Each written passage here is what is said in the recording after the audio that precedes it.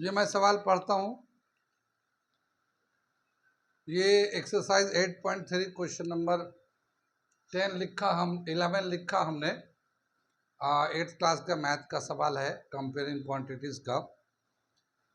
क्या दे रखा है?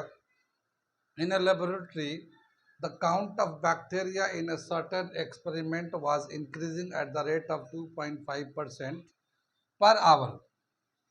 Find the bacteria at the end of 2 hours if the count was initially 5,06,000।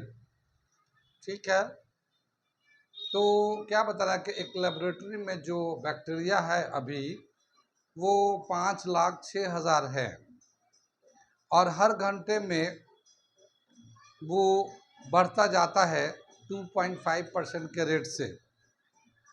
एक घंटे में उसका रेट ऑफ इंक्रीजिंग जो है 2.5% है। हर घंटे में इसका रेट इतना है 2.5% का। तो 2 घंटे के बाद टोटल बैक्टीरिया का कितना काउंट हो जाएगा, कितना नंबर हो जाएगा, ये बताना है। ये जो बैक्टीरिया का नंबर ऑफ बैक्टीरिया इंक्रीजिंग का है, ये भी हम लोग कंपाउंड इंटरेस्ट यानी कंपाउंड के हिसाब से कैलकुलेट करते हैं। तो यहाँ जो बैक्टीरिया का पॉपुलेशन दे रखा है वो हम लोग प्रिंसिपल की जगह पे यूज़ करेंगे। सॉल्यूशन कर रहे हैं। यहाँ जो initial number of bacteria they रखा है ये P है, इनिशियल नंबर ऑफ बैक्टीरिया। ये जो है इसको हम लोग P के जगह पे लेंगे। P कितना? ये 5,06,000। ये तो हमारा बैक्टीरिया हो गया, इनिशियल बैक्टीरिया।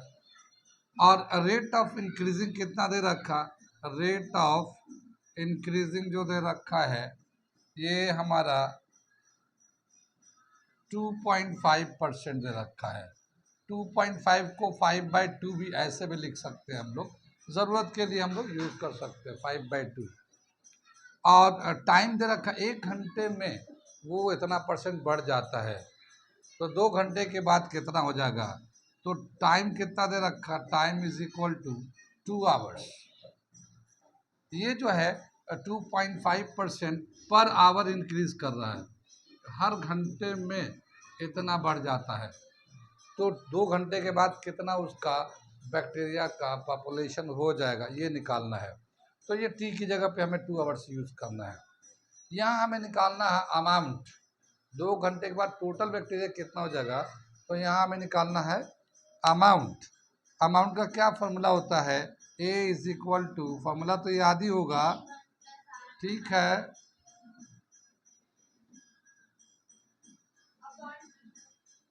ये हमारा अमाउंट का फॉर्मूला हो जाता है। यहाँ पे मैं ज़रा क्वेश्चन को मिटा देता हूँ क्योंकि इसकी ज़रूरत नहीं है। इसमें वैल्यू डालते हैं तो क्या आता है? ये ए इज इक्वल टू P है 5,06,000। ये तो P की जगह पे आ गया 1। R है 5/2 अपॉन 100 और ये टाइम की जगह पे 2 hours ले लिया, ठीक है। ये 5,06,000 ये तो ऐसे ही आ जाएगा और इसको 5 से काटोगे तो ये 20 आ जाएगा और ये 20 को 2 से मल्टीप्लाई 40 आ जाएगा। तो ये 1 + 1/40 और ये 2 आ जाएगा हमारा, ठीक है। ये 40 कैल्शियम तो 40 यहाँ 141 आ जाएगा। तो ये आ जाएगा 5,06,000। ये तो है ही हमारा 5,06,000 का, और ये आ जाएगा 41/40 का होल स्क्वायर, ठीक है। अब इसका जो हम लोग स्क्वायर करते हैं 5,06,000 तो ये रहेगा ही रहेगा, और ये हमारा 40 का स्क्वायर करेंगे तो 1,600 हो जाएगा। अब 41 का स्क्वायर करेंगे, ये हमारा 41 का स्क्वायर करेंगे तो 1,681 आ जाएगा ये, ठीक है। कितनी बात समझ में आई? ये यहाँ से हम लोग सिंप्लीफाई करते हैं तो ये 2 0 यहाँ से कैंसिल हो जाएगा। अब हम लोग 4 से काटते हैं तो 4 से काटे 4 4 जा 16, 4 1 जा 4, 1 बचेगा 10 हो जाएगा, 4 2 जा 8, 2 बचेगा 26 हो गया, 4 6 जा 24, 2 बचेगा 0 था 24, 5 जा, ठीक है ना। तो ये आ गया 1265। अब ये 4 से कटेगा नहीं, ठीक है। तो पहले इन दोनों को मल्टीप्लाई कर देते हैं और जो आता है उसको 4 से डिवाइड कर देते हैं।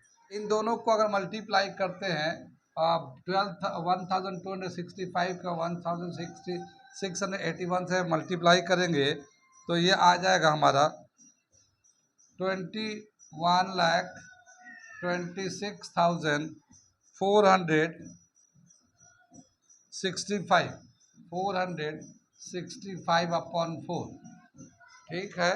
अब इसको हम लोग 4 से डिवाइड कर देते हैं।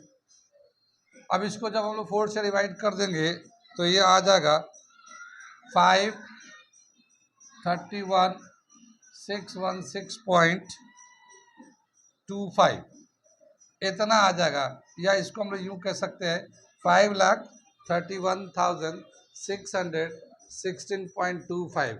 चूँकि बैक्टीरिया डेसिमल में नहीं होता तो इसका आंसर हम लोग ऐसे कर सकते हैं 5,31,616। राउंड ऑफ करेंगे तब भी इधर 1 नहीं आएगा, तो ये इतना हमारा आंसर हो जाएगा। ये भी आंसर हो सकता है, तो चेक कर लीजिए और अगर समझ में आ गया तो इसे नोट कर लीजिए। नोट करने के बाद मैं अगला क्वेश्चन कराता हूँ, ठीक है। ये हम लोग क्वेश्चन नंबर 12 कर रहे हैं। क्या दे रखा, मैं इसे पढ़ता हूँ, समझाता हूँ और फिर करके दिखाता हूँ। आप लोग को भी आता है, आप लोग भी कर सकते हो, थोड़ा कोशिश करो तो, लेकिन मैं बना के आपके लिए देता हूँ। बाकी मैं बाद में जब शीट्स दूंगा, प्रैक्टिस शीट, तो आप उसमें से करिएगा। क्या दे रखा है, scooter was bought at ₹42,000, it's value depreciated eight the rate of 8% per annum, find its value after 1 year. क्या बताया कि एक स्कूटर को खरीदा गया 42,000 में और इसका जो रेट है कम होते जा रहा, डिप्रिशिएट का मतलब कम होना, 8% के रेट से इसका जो रेट कम होते जा रहा, 8% पर एनम के हिसाब से इसका रेट कम होते जा रहा है। तो 1 साल के बाद इस स्कूटर का कितना कीमत होगा या क्या वैल्यू होगा 1 साल बाद। लेकिन यहाँ पे याद रहे कि रेट जो है ना डिक्रीज कर रहा, डिप्रिशिएट करना मतलब कम होते जाना, ठीक है। तो इसको हम करके दिखाते हैं। देखिए क्या है, यहाँ पे सॉल्यूशन लेते हैं हम लोग। तो यहाँ P की जगह पे जो स्कूटर का जो कॉस्ट प्राइस है वो P जो है वो 42,000 है, ठीक है ना। ये तो इसका स्कूटर का रेट ऑफ डिप्रिसिएशन है, रेट ऑफ डिप्रिसिएशन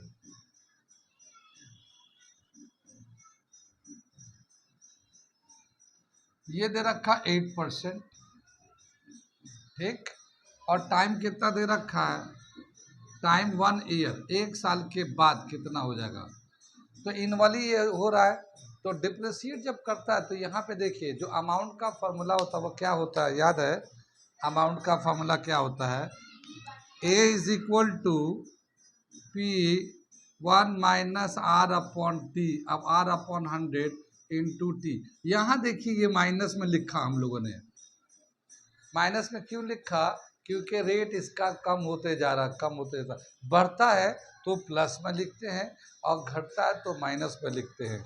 जाहिर है एक स्कूटर जब दुकान से या कोई भी नई चीज़ जब खरीद के लाते हैं तो कुछ दिन के बाद जब बेचेंगे तो उसका दाम उतना तो मिलता नहीं, घट ही जाता है। तो ऐसे को जब घटता है तो उसको भी कंपाउंड इंटरेस्ट के फॉर्मूले से निकालते हैं कितना अमाउंट होगा, मगर वहाँ पे ये जो है ना प्लस नहीं होता है, ये माइनस होता है। कितनी बात सुन में। तो 1 साल के बाद कितना इसका अब कीमत हो जाएगा, वैल्यू हो जाएगा, वो निकालने जा रहे हैं।